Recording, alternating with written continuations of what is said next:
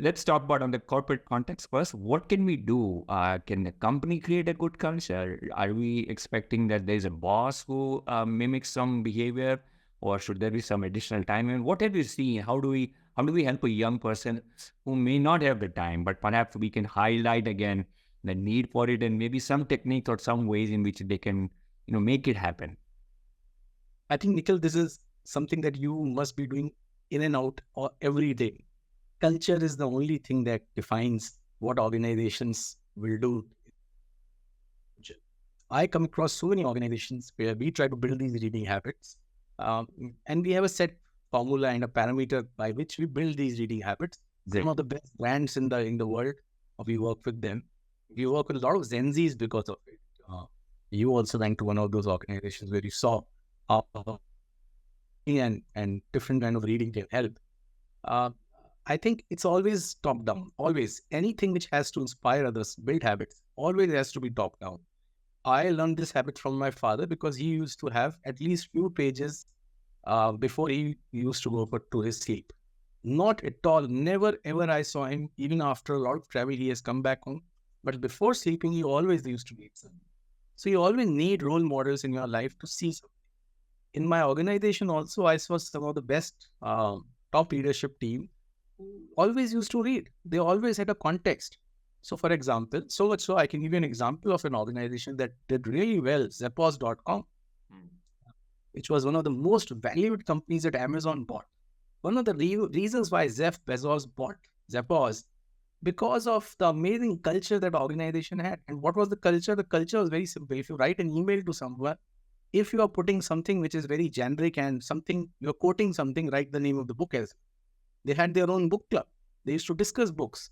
So it's all about culture. I come across so many organizations with whom we work who are every year coming back to us that they need more experience for their employees, especially the Gen Zs. Because this Gen Z, if they stay long with them and they create their leadership team in the future, is the best that can happen for that organization. They are not losing talent, especially in the IT services. So I believe it's always the top down. People who can still make out time or they can produce time to read, they're remarkable. I know of one gentleman whose name is Shiv Kumar, the former Pepsi Nokia CEO. He reads a book almost every week or 2 books every week. I send him a book. In 3 days, he writes a summary of it. So much so that he, on his website, he has created so many such summaries. Now, I'm not a big fan of summaries per se, but I'm a fan of knowing about few books, getting curious, buying those, and then finish them all. But at least he's nudging people to read with his kind of travel. Even wherever he has been following this as a habit. Now, this is amazing. If he can do it, everyone else can do it. I have been told that our Prime Minister, during his Gujarat days, the way he used to hold his meeting with his chief secretaries, he used to call it T14, I guess, based upon the 10 T14.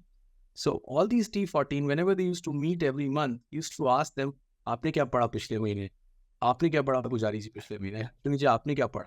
And he used to make those small notes. I have been told directly from 3 chief secretaries in 3 different settings. So I imagine it's not a PR thing. But of course, he has a good content. He himself knows about. So reading definitely helps. Same is the case with Obama. Obama, every night he used to read few pages by default. Every night he used to read. Still, I'm sure he was reading even while he was the president. He used to read. The biggest example could be Nelson Mandela. Even while he was in jail, guess what he was reading? He was reading about his enemies. That's what in his biography he has written. Know about your enemy. So that's exactly where the Gen Z should actually read. They should know everything what their boss likes and they should read about it. I have never played golf, but I can tell you everything about golf because all my senior leaders used to play golf. So you should have a conversation starter somewhere. And at least you can tell them, I don't drink, but I know every other alcohol in the world. I can tell you histories of so many other alcohols because that's what a conversation starter is. And that's what to a Gen Z will always help.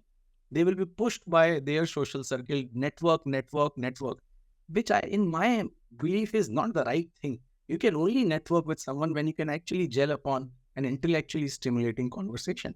Otherwise, just exchanging cards will never ever bring anything to any.